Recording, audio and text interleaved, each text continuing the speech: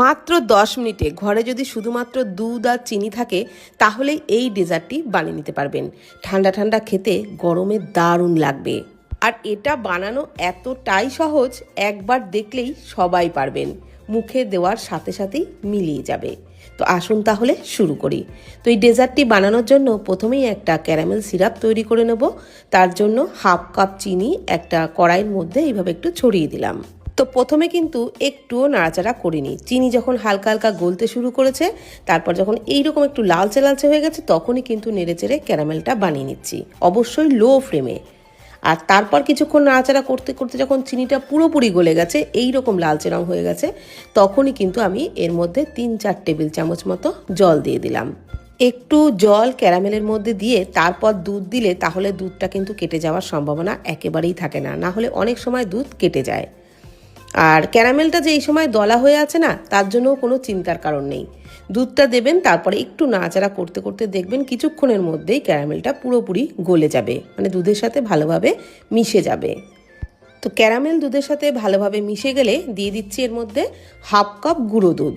গুঁড়ো দুধ দিলে যেমন পুডিংটার টেস্টটাও দারুণ হবে, তেমন কিন্তু তাড়াতাড়ি দুধটা ঘন হয়ে যাবে। তো গুঁড়ো দুধটাকে খুব ভালো করে মিশিয়ে দুধটাকে কিন্তু ফুটিয়ে একটু ঘন করে নেব। তবে খুব বেশিক্ষণ ধরে জাল দিয়ে ফুটিয়ে ঘন করার দরকার নেই, ওই 1.5-2 মিনিট মতন ফুটিয়ে নিলেই কিন্তু দুধটা একটু ঘন হয়ে যাবে।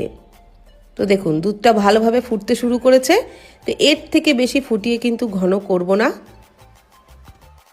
2 মিনিট মতো দুধটাকে আমি ফুটিয়ে নিয়েছি, আর এই রকম একটু ঘন হয়ে গেছে। তো এই রকম ঘন করেই দুধটা জাল দিতে হবে, এর থেকে বেশি ঘন করার দরকার নেই। এইবার আমি এর মধ্যে একটা জিনিস মেশাবো, সেটা হলো আগার আগার পাউডার। ওই হাফ কাপ মতো জলের মধ্যে 1 টেবিল চামচ আগার আগার পাউডার মিশিয়ে নিচ্ছি। আর জলটা কিন্তু এখানে ঠান্ডা গরম কোনো জলই না, নর্মাল জলই নিয়েছি। এইবার জলটাকে, মানে ওই আগার আগার পাউডার গোলা জলটাকে দুধের মধ্যে দিয়ে ভালোভাবে মিশিয়ে দুধটাকে একটু ফুটিয়ে আরও একটু ঘন করে নেব।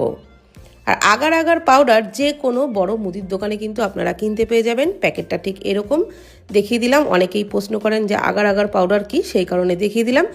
যে কোনো মুদির দোকানে, মানে একটু বড়সড় মুদির দোকানেই কিন্তু আপনারা কিনতে পেয়ে যাবেন। তো দেখুন দুধটাকে কিন্তু ফুটিয়ে এই রকম ঘন করে নিয়েছি, এই যে হাতা দিয়ে দেখিয়ে দিচ্ছি। তো এর থেকে বেশি ঘন কিন্তু করবেন না, তাহলে ডেজার্টটা ভালো জমবে না। এইবার গরম অবস্থাতেই ওই দুধের মিশ্রণটাকে একটা কেক টিনের মধ্যে ঢেলে নিচ্ছি।